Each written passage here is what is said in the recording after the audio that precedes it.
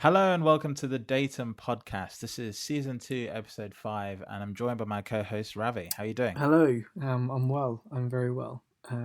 We have a new name. We do, and you got it wrong to start with. I got it wrong, yeah, to start with. You Yeah. didn't hit that, folks. But this is the Datum podcast. We've kicked our new name into action. So we are now Datum Pod on Twitter, and you can find us on datumpodcast.com. Cool. Yeah, no, so, I quite like the rebrand, the colours and the logo. If you spotted the logo last week, folks, it was on the album art. Of course, it's going to be changed on the actual podcast itself now, so you'll have a brand new podcast that might look a bit strange and new, but it's still us. It is a bit weird, but we're talking about behavioral design today. But one of those things in podcasts is like when they change their album art, it kind of shocks you, doesn't it? You kind of think, oh, hold on, this is new, this is different. Yeah, so it's quite topical actually. Comes back to habits and what we're used to and all this stuff, right? So yeah, exactly. But before we dive into that, let's just do some follow-up on the previous episode, which was about champions. What did you think of the show? No, it was good. Again, like I said, it's a passion topic of mine.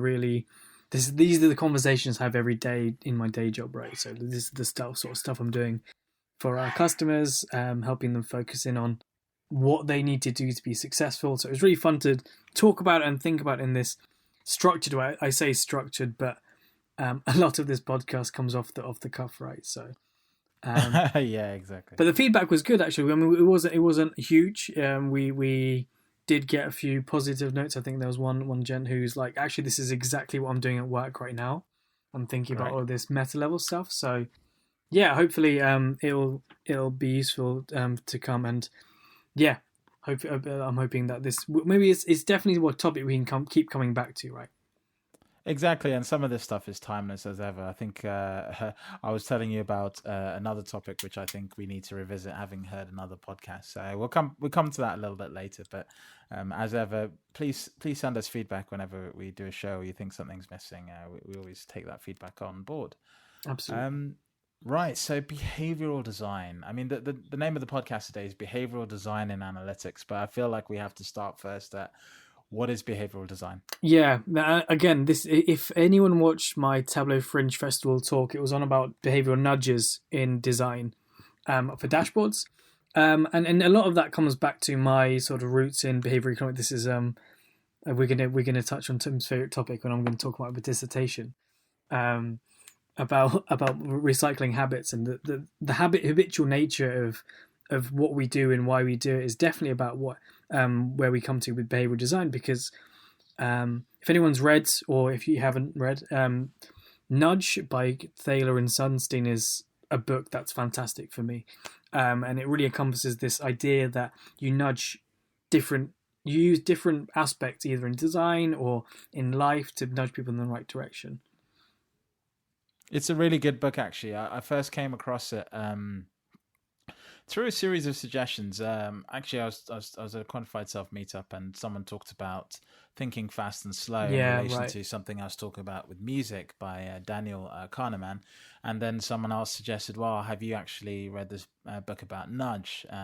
It's actually a really good book. I'll put a link to it in the show notes. It's actually about health and well-being mostly, but sort of the mechanics behind that, actually, and how we can sort of push people towards a certain choice that's actually good for them. It's good because we'll talk about some of the ethics of all of this stuff a bit later in the podcast, but it really talks about that sort of thing, because you're typically doing a nudge to drive a positive outcome, but of course it can be used for the opposite. Exactly, and in many ways, this touches on a couple of the topics we've already talked about. We talked about champions last time around, which is really important because your champions are most often actually tasked with this job of thinking about design in analytics, and so behavioral design would naturally fall into their plate, sort of unknowingly in most cases. And then the other side of this is obviously vis literacy, which we've also talked about previously. And it goes back to how do people understand and interact with what they've been presented with. Yeah, and the other stuff is this sort of branches out into is just about, I want to say just about everything, but I'm going to call out two of the specific ones. First is like general user interface, so UX design. And then the second is gaming. So, for example, for user interface design, you can think about Tinder, for example, completely disrupted the dating game with an app because it was a simple application which allowed you to swipe left or right, like based on what you wanted. And it was just a really simple, here's your instructions, here's your cue, do this, and your reward is if someone likes you, they'll pop up. Otherwise, they're gone forever, basically, right? Similarly, like if we think about like addictive social media applications, the reason these things are addictive is that they're designed in a certain way to either by algorithm or by visual design, all of these different things, to make sure that you keep on scrolling, right? Keep on scrolling past those adverts, keep on being a consumer in this world. And I mentioned with that Tinder example, I mentioned the 3 steps, and that comes down to this car model. It seems to pop up everywhere. It seems to pop everywhere. Like I can't exactly find where it originated from. I found like The Power of Habit, which is quite a famous book for people that are looking for self-help and like looking to do life improvements. But also in this website that I love, it's called boundlessdesign.ai. They talk about this cue, action, reward, and this can relate to a lot of different things. And it, like for example, in retail, when you I think this is one of your specialist subjects, Tim. Like when you're looking at promotions and pricing, where things are placed, like the gondola stand, the end stand. Oh yeah. Where it is in relation to like high level or lower level. These are all paid for because the retailers know that positioning, that design choice to put a product, to put a promotion at a certain place is more likely to drive a reward, right? Or do they? Right, exactly. That's another. It's kind of half my work has been actually understanding, do those behaviors actually materialize, or are there other mechanics sort of at work? And it's actually quite a common challenge, whether it's to do with promotions or it's to do with sort of long held myths about how certain behaviors manifest in consumers or even at work, right? Yeah, exactly. And like for example, if you think about gaming, I saw this really great video about Fortnite, the famous game where everyone learned to dab and floss, right? But in this video, one of the designers talked about how they created and came up with the concept of Fortnite, which made it easy and repetitive. And in particular, one of the things that interested me was like the design of the HUD, or the heads-up display, which is basically, in our terms, a dashboard. Because if we go back to the term of what a dashboard is, you think of cars, and a car dashboard gives the information at your fingertips, right? That's what we see as a dashboard, and then perhaps we can even link that back to what we do as a day job, right, Tim? Yeah, exactly.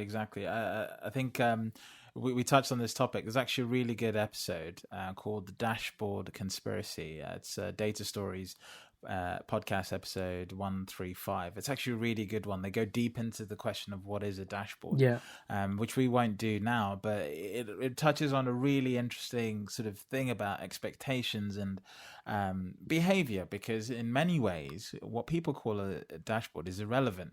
What is relevant is how they then end up using it and how they end up consuming the content. And in your example with Fortnite, they managed to build something that could easily be consumed by a wide range of people, and it's a mechanic that makes playing the game much more enjoyable, which I think in the car model is called a reward, right? Exactly.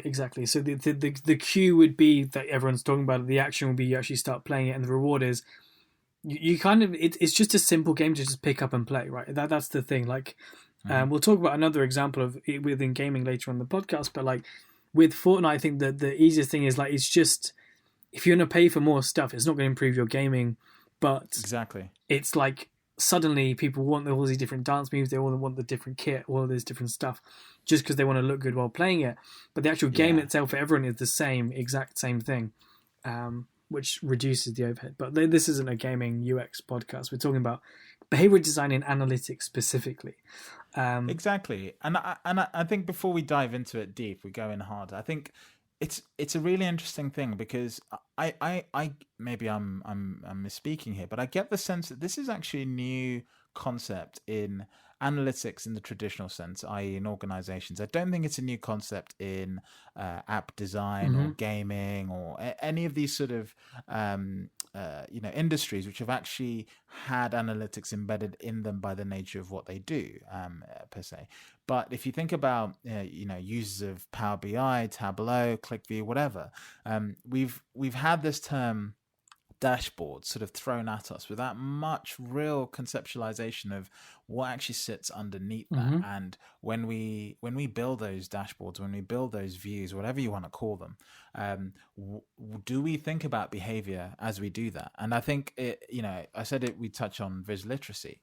Part of that is obviously building things that are easy to consume, but the other part of it, which we don't often think about, is sort of the end result. So once the users use something, do they what is their reward? What is the benefit? Did it help them get to where they needed to go? Yeah. And I think this is a very new area in analytics, which I think there are very few people who understand it, to be brutally honest. I couldn't easily find papers on the topic, but I think a lot of people would claim to touch on this topic in sort of one way or form. But I also think they do, right? I think that they absolutely do, but they just don't realize it in an explicit way. Like they won't say probably adding an eye icon to find information or highlighting a text bit in red is a nudge or intentional behavioral design, but it's something that it's almost like in Gujarati we have this term parrot fashion. You're literally parroting what someone else has done because it works. Like it's a tried and tested method. So therefore you're doing it. You're not thinking about why you're doing it.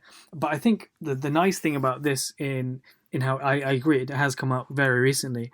It's one of these cool things that's like the cross subject area thing, right? Because what's interesting about this sort of thing is like, well, if we think about photography, that was a thing for a while in visualizations. Like everyone's thinking about a visualization in the same terms that think about photography with the 9 segments, right? With the foreground background sort of relationship and all of these different things. I agree, and I think if you think about companies like Tableau and Power BI and these companies that sell products off the back of an idea, and this idea is that analytics is accessible through sort of views or portals, or call it portal if you think about things like Tableau server. They've sort of built multi-billion-dollar industries. That's not well understood, and we're still kind of figuring it out, to be brutally honest. I think if you look in the Tableau community, at least, which we know quite well, people are still figuring out things. New features come out and it changes the whole sort of paradigm of expectations, and yet this is a very visualization is a very well-known topic. People like Thomas Edward Tuft. Is that Tufty? Tufty and Stephen Few. Stephen Few. I was about to say Stephen Tufty. Unholy comparison. Yeah. Oh wow, that would have gone down like a bomb. But yeah. These guys have been talking about this for a long time. Stephen Few will probably have a very academic understanding of what a dashboard is. Would he agree with David McCandless? Probably not. Yeah. But would the users we build dashboards for call them both dashboards? Yes. Yeah, right. And so that's a very interesting area. Now, what I like about that sort of thing is that the concepts introduced by Tufty, by Few, by Cairo, the sort of the people we see as the godfathers of data visualization. A lot of those concepts are now almost outdated because the way we consume information has changed, right? Yeah, it has. Because like if you think about the way we consume news, like articles now no longer you're less likely to see a chart in a newspaper, like physical newspaper now, than you are on an image on social media, on a website, right. on a screen, right? You're more likely to see that. So perhaps again, this is a completely different episode where we sort of tear apart the idea of a dashboard, but it's less about the dashboard. It's more about like why are we consuming information in this way, and if we are we getting the right information out? Now, for example, this isn't a dashboard, but I wrote an article about scatter plots, and a couple of people on football Twitter were creating these long, elongated, rectangular scatter plots, and I was like, this is just misinformation. Now, I wrote this blog post, and it's funny. Like a couple of the feedback I got was really good article. I learned a lot, but I couldn't tell you what I learned. And I was like, oh man, that's like a failure. I've not conveyed the information. I've not taught the people anything. And this is really important because I think going back to our champions and so on, I think we think we're all doing a great job. We think we are, absolute stewards. Doing the best we possibly can. Very well studied. Certified On complete information. in all ways. Yes, yeah, exactly.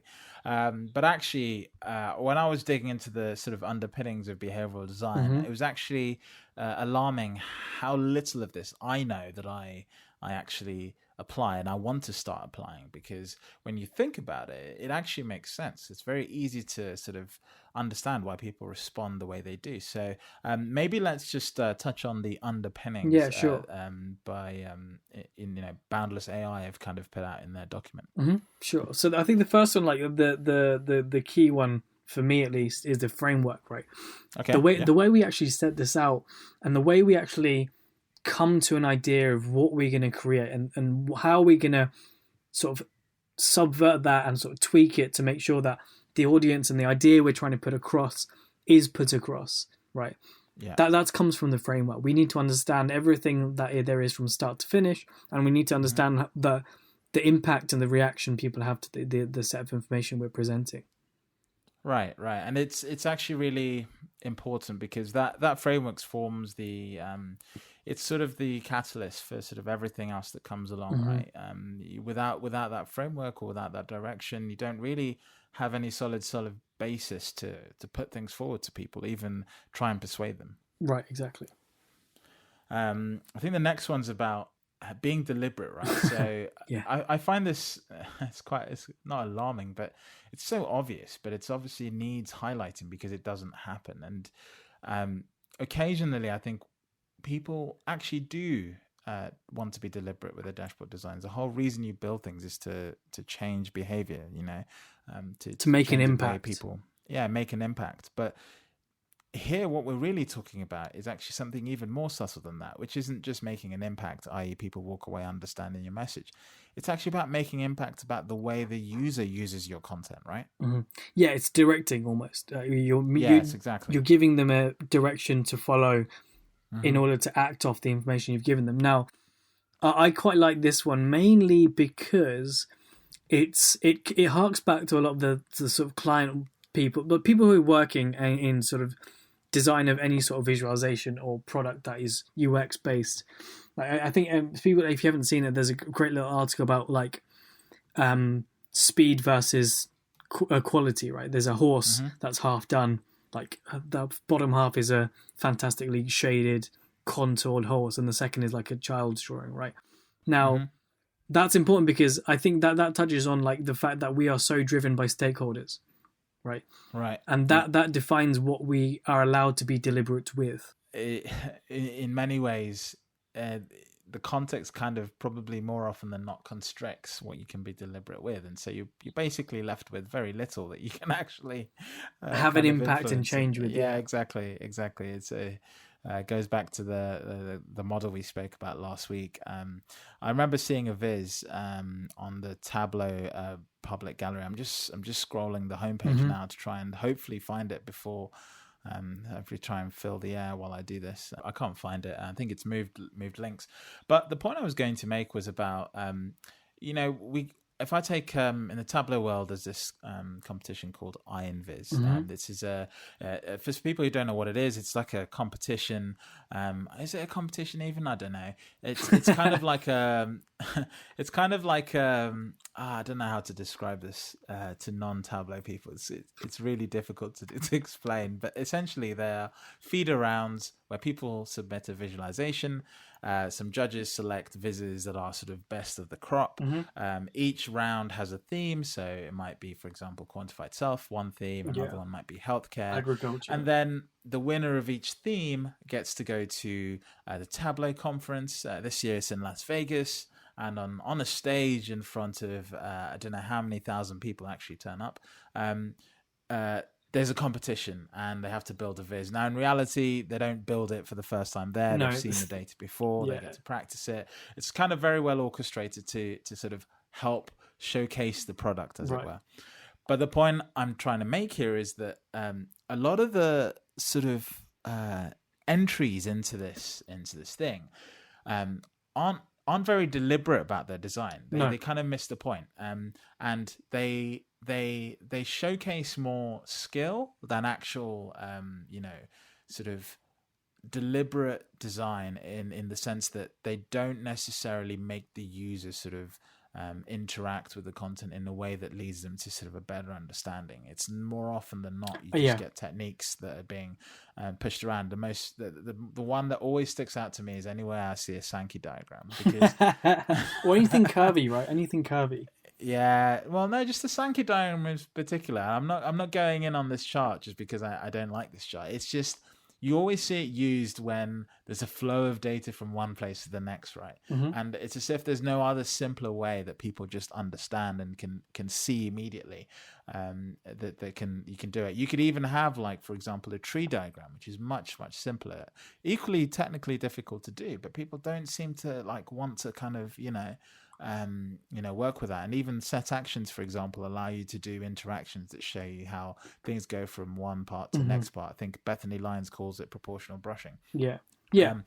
Those are more deliberate attempts to me than some of the sort of techniques you tend to see, which are quite design centric in that sense. But I mean, that's a massive tangent on deliberate design. But I think you make some really good points there, though. Like, for example, like I wrote a blog a couple of years ago now about long form, right? And long form, as almost a cheat, because I always said, like, if you're creating a long form visualization, it's almost like, okay, I've got my first screen display of information, but I've just run out of space.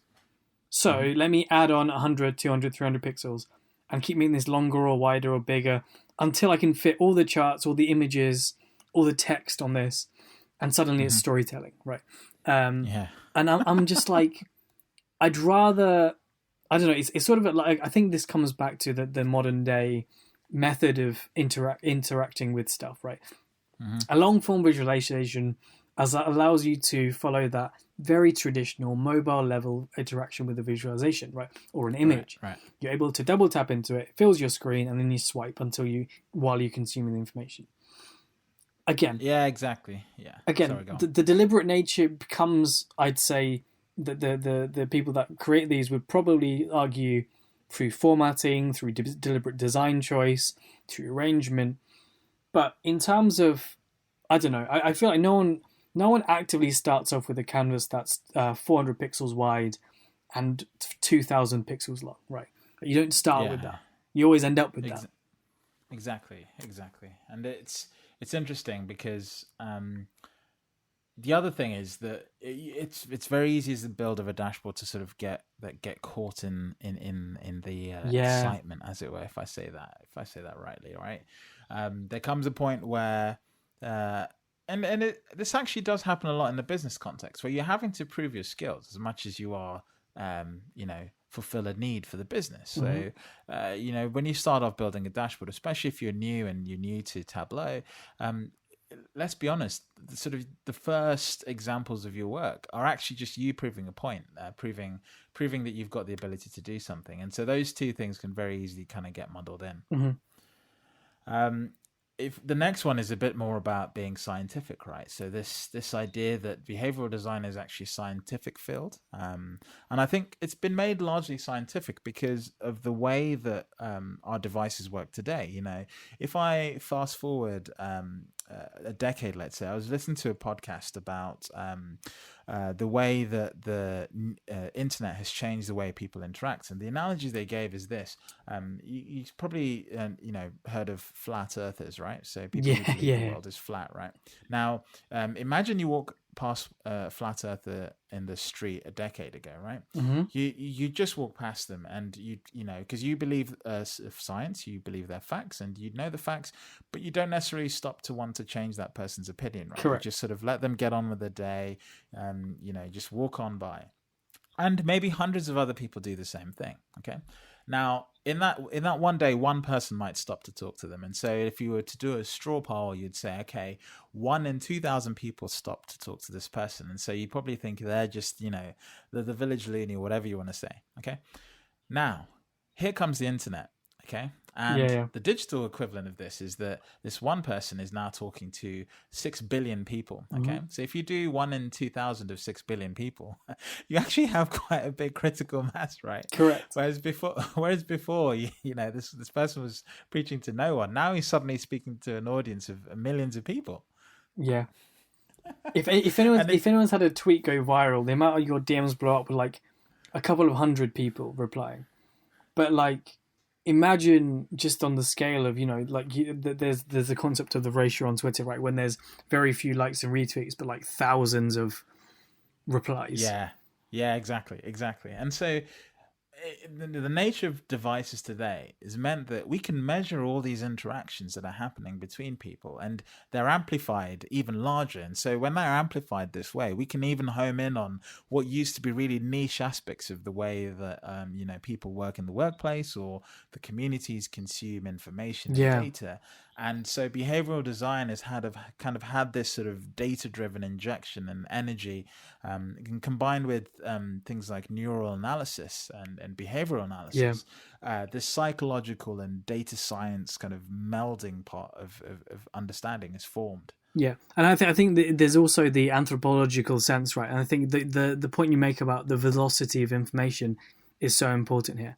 Like that's why Exactly. this is why academics are focusing on this sort of thing. This is why when we think about systematic scientific design as a part of behavioral design, they're homing in on it as these concepts that they can apply and sort of spot in nature a bit more, right? Or spot in Right. human behavior a bit more. And what's important is what they then are able to see is those levers, those levers that you can pull on and start working with to actually change that behavior. Exactly, and this is kind of how the car model has actually come about, right? Yeah. Because people have built very sort of nice, clear understanding of, at a high level. We're not talking about if you dangle a carrot, this is what will happen. We're talking about understanding exactly what people consider rewards to be, behavior to be, and Hmm. habits to be, and being able to repetitively prove this sort of interaction, right, and this cycle of behavior. Because ultimately we're trying to bring about change, which is actually the next point. Exactly. And that's where we come back to this positive point. This is the thing that the best intentions of behavior design should and by and large are to drive positive change. For example, the Mm-hmm. most like the one that I quote the most is probably about the driving license in the UK. The fact Yeah. that you're nudged to become a blood and organ donor. It used to be opt in, now it's opt out. So you're less Mm-hmm. likely to think, hang on, I'm going to opt out and not give blood away. I'm not going to share my organs once I've passed on. Right. And that's a positive change, right? Things like look left on the street. That's a positive change to make sure that you are doing that thing. Mm-hmm. Yeah. Exactly. And the last thing here is that the environment and it's so important. We talked about environment last week, how the same person in two environments, last week, a couple of weeks ago even, the same person in different environments won't necessarily achieve the same outcome, Yeah, because environment is so important. it's So fluid. exactly. And so the biggest Achilles heel actually in this whole topic is misunderstanding your environment, because you could have all the sort of good intentions and direction and philosophy around this, but by not understanding your environment and fundamentally not picking your moment and or people carefully, you can very easily find yourself sort of not actually having the successes you'd want, and kind of misunderstanding people's behavior. And then this can come back to bite you when we start to talk about sort of the ethical side of this, because at the end of the day, you're turning people's behaviors into a science, and when you start to do that, you start to play with something called trust. Yeah, And when people when people start to trust your product, and I'll talk about it as a product. And so when you start to talk about trust, people look at what you're doing as a product, and when you start to sort of tweak with the way people behave, and you start to do it in a scientific way, ethics start to play a really, really important part of hmm, this. One of the things I've talked about in the past when we talk about design is user experience, and I think this is where ethics kind of meld nicely with what we're talking about. And in a talk I gave, I talked about a concept which is the levels of user experience, and what we're really talking about is sort of something similar to Maslow's hierarchy of needs, right? But but for user experience. And it starts off at the very bottom with safety. So fundamentally, when someone starts using your analytics tool, they talk about, they think about, whether this product sort of conveys safety. Does it convey trust? Does it, follow the brand guidelines? Is it something familiar? Is the data correct? And at the very fundamental level, if you don't get this right, people won't even go to the next question, which is it useful? Is it better than what I had before? Yeah. Right? Before you move on to that, I think reputation comes into this massively, because you have a reputation before you go in anyway. Like, this is where you talk about, like, the whole thing you taught as a kid about first impressions. That's where the reputation begins. Exactly. And if you've got a reputation or an inkling that you're not a safe product or brand, you don't move on to utility at all. Exactly. And in fact, people start to misconstrue your product as dangerous, and they don't want to be associated with it. I've so many times. Self-driving cars ring a bell? Exactly. They're actually safer than people, but the bar of safety that they have to pass is much higher because there's no human being in them, right? Yeah. And so it's funny. I've been in so many analytics projects where, with all good intentions, we followed the guidelines as we were told. We've been given the data by the business, but because we can't reach the same level of certainty as the business had with their existing tool, it's just so difficult to get any sort of sense on anything else, because the first thing people ask is the data correct? Is it right? And even if you preface it with the data isn't right, but what we want you to do is look and see if you like this format, just so we can get past the format issue. Yeah. And then we actually know what we need to build. And it's just impossible. People all struggle. My first role in my first placement at the daily school was with a guy named Ben Strauss, who's a fantastic manager to work for. And whenever a consultant we were working with said, "I'd like to use dummy data for this," Ben was like, "I've got cold sweats. Do not say that word to me again." And I was like, so I sort of inquired, like, I was like, dummy data makes sense. You're using a rough data set, and the numbers might not be right, but it gives you a flavor. Yeah. But the key thing comes down to, fundamentally, people focus on the numbers than the design or than the product itself. Yeah, because that's where the reputation and safety is, right? Correct. And then, if the numbers are correct, the next thing you go to is utility. Yeah. Does it actually do the job it's supposed to? And actually, this is very quick and easy to evaluate, because people don't get stuck on this. What people get stuck on next is it effective? Yeah. You've gone through all this effort to give me something, but is it actually better than what I had before? Correct. And if the answer is yes, then the next thing they default to is, okay, well, fine. It's effective. It's the numbers are right. I can use it. Is it efficient? I don't know. I have to put in lots of stuff into a spreadsheet. The ETL cognitive load as well. Yeah, exactly. We're going to have to outsource this ETL workflow. I don't know. Is that really more efficient than what we were doing before with Excel files? And if you manage to overcome that hurdle, right, and the business all in, then it goes back to satisfaction. And this is the thing. This is the stickiest thing ever, because I've seen dashboards that do all the previous four things: efficient, effective, well utilized, very, very correct numbers. But because people don't get the satisfaction, and by satisfaction, I don't mean, does it do something for them? I'm simply talking about their own sort of personal development. Does it propel me forward in my career? Does it enable me to do something? What other questions can I ask of this data, right? Yeah. And so you've delivered what they've asked for, but they're already thinking about the next step, and that's what they consider as satisfaction. And it's only when you sort of go one step back, and what you offer people is, here's an analytics suite of products, can you then start to talk about, fulfillment, which is, this is fun, this is enjoyable, I really like using this, it helps me with my job and my work, I can see the numbers, it's timely, it's efficient, it's organized, it's safe. Yeah. That is when you sort of reach the full circle, and that is so hard. It's so hard. It's never done with one tool. No, and I think that self-fulfillment, I think the only thing I can think of, the only concrete example I can think of where you'll ever get to that is if the CEO of the company, right at the top, the person who owns everything, the big boss, if he's like, I like this, then suddenly it's self-fulfilling, because it's like, oh yes, I've finally succeeded. Like, it's never about the fact, like, it's never about intrinsic support and like your own personal enjoyment, right? It's all about everything that you're almost showered upon you, like that satisfaction. yeah. Because if you were to take this to any other industry, let's say artist or musician, Mm-hmm. self fulfillment would be about expression and being understood, right? It's an art form. It's a completely different thing. Whereas you go to work and actually. Self fulfillment is a completely different sort of career orientated, sort of high level thing. And yeah, I'm not going to go into sort of the psychology of this now, branching out into other topics at this rate. But going back to ethics, it's so important you keep those factors in mind, because as soon as you start to sort of fall on any of those aspects, people start to lose trust. And the ethics of the way that you're sort of handling the tool start to come into question. Yeah. A good example is Tableau server has a Postgres database. This Postgres database collects analytics about which data sources, views are being used, when they're being used, who the authors are, down to an email level. So you could essentially see how often someone sees a dashboard. And I always love people's reaction when I highlight that you can build a dashboard that shows their usage of a dashboard, right? Yeah. and it's one of those things where no one will ever openly go, I don't like that. But you can see that exact reaction. They start to pale, like one drop of sweat comes down. Yeah. They sort of scribble something down.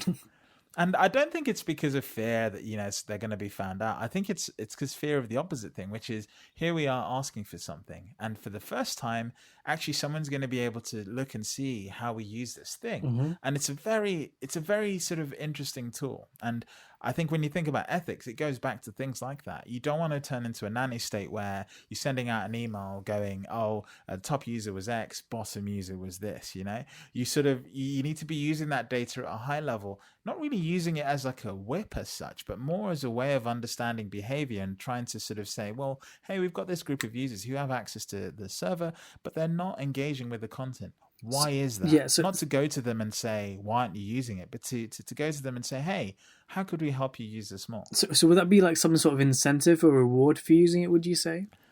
That's a tough one, because incentives and rewards aren't the same thing. Okay. I mean, businesses are A-class examples of confusing those two things.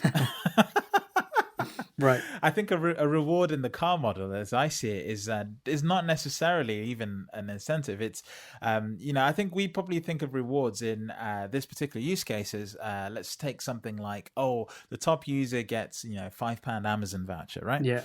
That's not a reward, because a reward is something where the expectation of what you get is lower than what you actually receive. Mm-hmm. Okay, so to very simple terms, if I'm the top user of an analytics tool and I get an email from the head of business intelligence saying, "Well done, you were the most frequent user," and then he sends us a T-shirt or something that I actually value, Mm-hmm. even if I don't like the thing he sends me or she sends me, that is a reward because it's a surprise. I wasn't expecting it. Now, if I then end up being the top user every single month, it stops becoming a reward and it starts to become an expectation. Mm-hmm. Okay.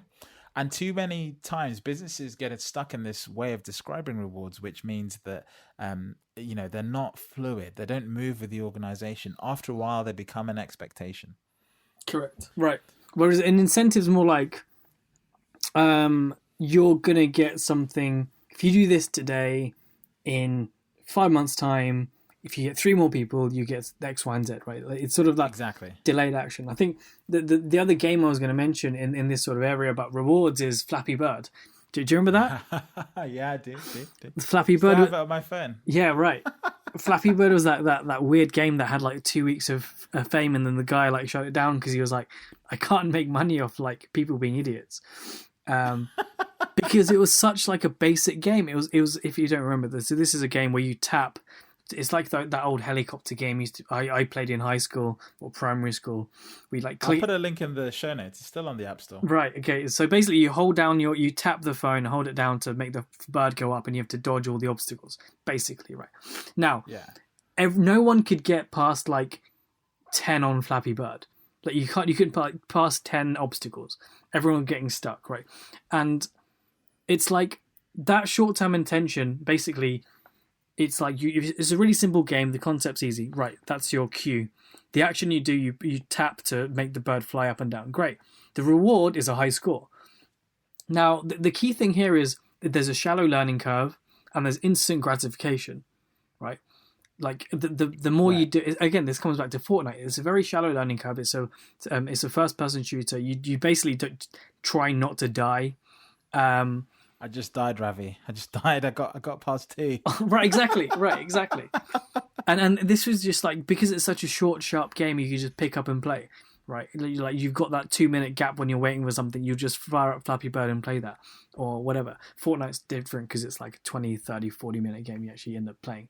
But that sort of Q action reward, the CAR model that we keep referring to, that the aspect of the shallow learning curve and the instant gratification, does that sound familiar to you, Tim? Like, that's exactly why we love Tableau. That's exactly why we love it, because it's easy to pick up. You've got instant gratification in the building of the charts and dashboards.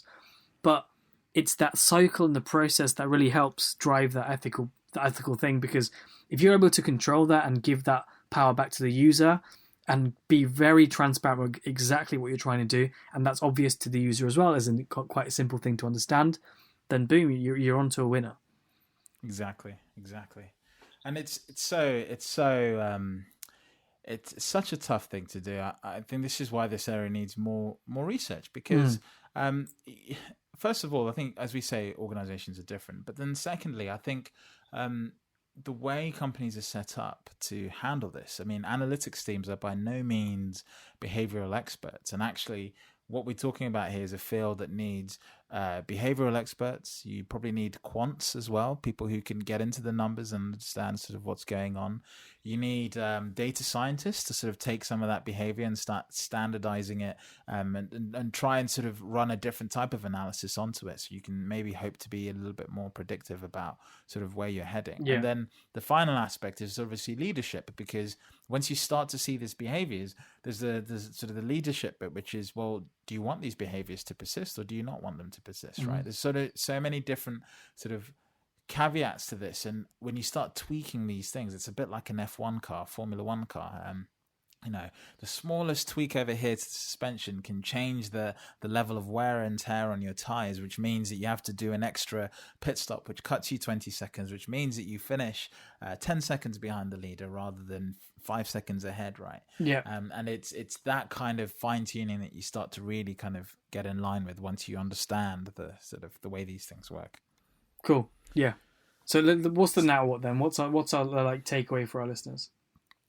I guess if we start at the basics, all right. So I think I want to emphasize this point very, very hard, and that is, whatever you're building, the product is the most important thing. So if it's an analytics product, and you set out to have a dashboard that does X is the most important thing, and keeping a focus, that is the most important thing, because if you have a process which is led by anything else other than the goal, then you start to have sort of very unhealthy dynamics influencing some of what we've talked about, especially behavioral design, right? Because if I take a simple example, so often we build dashboards and we get to sort of nearly going live, and then marketing gets involved.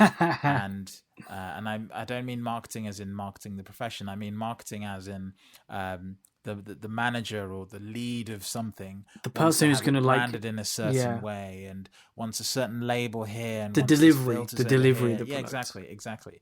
The owner, that's the one, the product owner, as they'd call them in the agile methodology.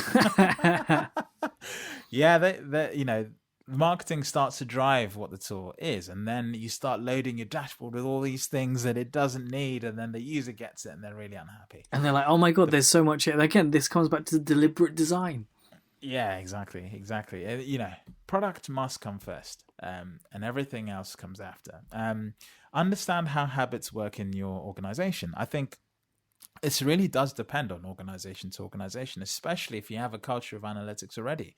I think if you took someone from a startup sort of analytics team and you put them into an analytics team for a company that's been running for the last 100 years, it'd be a very different sort of way of working, very different. And I think you'd vastly sort of go against the grain in that sense. Tracking is absolutely essential. You need to track the metrics, whatever you consider as engagement metrics. It's interesting because I think people just track every metric under the sun. I think it's also identifying those success metrics. Like, what is your actual metric that you're driving for that success, right? Yeah, exactly. I mean, is it just people turning up to the Viz, or is it people returning to the Viz time and time again, or is it people sending you emails to say, "Hey, I used this once, but it was great. Thank you Hmm. very much. Hmm. Goodbye. How can I export it?" You know, uh, you know, there's so much there that is funny. On that export thing, I think people asking, I love that as an example because it's just the one that comes up time and time again. You build a what you think is a great dashboard. It's hard to say if it is or not. uh, you deliver it and then someone uses it and says, "This is great, this is really fast, I love it, how can I export the data?" Yeah. And that question drives home on two levels. It drives home on one point, which is you misunderstood their need. Like, just because they want to export doesn't mean they're wrong. Yeah. But If they're I asking think for an the export, other flip side is when someone picks up a dashboard and you've got like a big thing front and center, but what they're really interested in is that tiny chart on the bottom left, right? yes, exactly. That's exactly the same. It's like you've missed the point because what the users really wanted was that bottom left chart, not Exactly, this thing that exactly. you personally find interesting. Exactly. And so it's really interesting because so many people sort of critique that. "Oh, why do you want an export? Look at this wonderful viz and stuff." And it's like, no, no, no. But you entirely missed the point, because what they gave you was an expression. You asked them what they wanted, and they told you what they wanted. They told you literally exactly what they wanted. But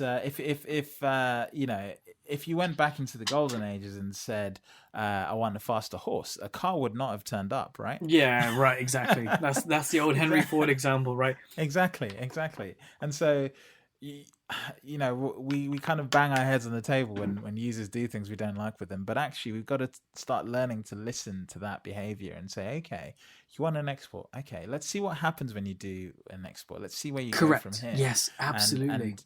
and in if I take a very simple example in Tableau, well, it's I wouldn't actually give you an export. What I'd say to you was, instead of an export, why don't you have access to this way of building your own dashboard so you can build your own views? Because the reason you want an export is so you can go to Excel. So why don't I make that easier for you? Yeah. And make it easier for you to build stuff. Here's a data source rather than report.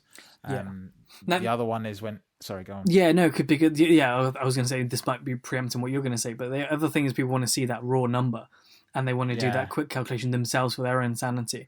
exactly. Just to check. Exactly. Now, I think what you're saying there about you teach them, right? You teach them how to change it. You say, "What are you doing? Let me help you." That Hmm. thing is so important. Like that is where you create new habits. That is where you can create this new culture. The stuff we talked about in the last episode about champions. Right. Like Hmm. this is how you train and develop, and you sort of educate people. You don't push them away and sort of ridicule them. You don't say, "Ha ha ha, you used a pie chart." You sort of you talk about what they're actually doing, and then you go from there. Exactly. And once you start to do the basics right and you start to understand these things, then you can start to kind of understand at a little bit higher level what best practices. And I think this is actually something that, I mean, level one, I think a lot of companies, I have to say, give credit to this, do this to an extent. They do track these metrics. They do understand what's going on in the organizations. They might not be able to articulate it, and they might not be able to sort of point at it and put a finger on it and say, Mm. "Hey, this is what's happening." But they understand how small changes to their products will impact their users, and that means they're already at this sort of second level, which is about cultivating a culture.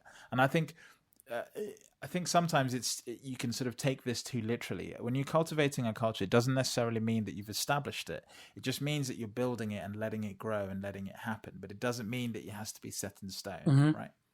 Yeah. And that allows people to try new things, and sort of push things in new ways. And as you're doing that, because you're measuring, you can obviously always see how people engage with it, see how people react. What catches fire, and you sort of let it run.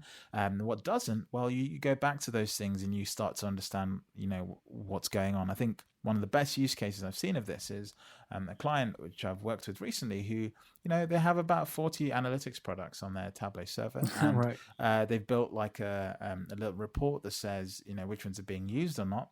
And they've built 40 products for various people, and for the first time they've looked at the Postgres database of dashboards, and from their perspective, all 40 dashboards have needed maintenance up until I showed them this Postgres database and the analytics behind it.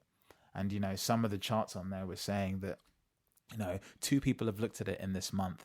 And so they realized as a team, they're spending a whole load of time maintaining stuff it's just being serving like 4 people. Yeah, exactly. And then they don't realize that, or they just don't look. I think is the better way of putting it, right? Yeah, exactly. And then last one is obviously if you're at a real baller level with all of this, then you could even start to predict and understand what happens if you're Google level with this. So if you move this button over here, people won't click it, and this is what will happen, because you fully understand sort of what's going on, and you can sort of map behaviors to actions and actions to behaviors. Yeah, exactly. I think that's a good podcast, unless you have anything else to add or finish up on. No. It's a very interesting topic. I love it. I think we're going to have to revisit aspects that we've talked about. Oh today. God, yeah. There's so many little nuggets everywhere. Like 3 or 4 mini podcasts spawned off there. Gotta love editing this one, trying to keep it concise. Right, exactly. Absolutely. Okay, well, thank you for tuning in once again, and thank you for bearing with us as we've recently changed our branding. Let us know what you think about that, by the way. We've kind of just imposed it on you. We didn't do like a focus group as they typically do with these things and ask you which one of the 10 logos should we go for.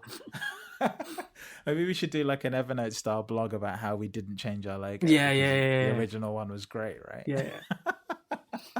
Exactly. Absolutely. Okay, mate. Take it easy. I'll catch you in the next one. Nice one. Take it easy.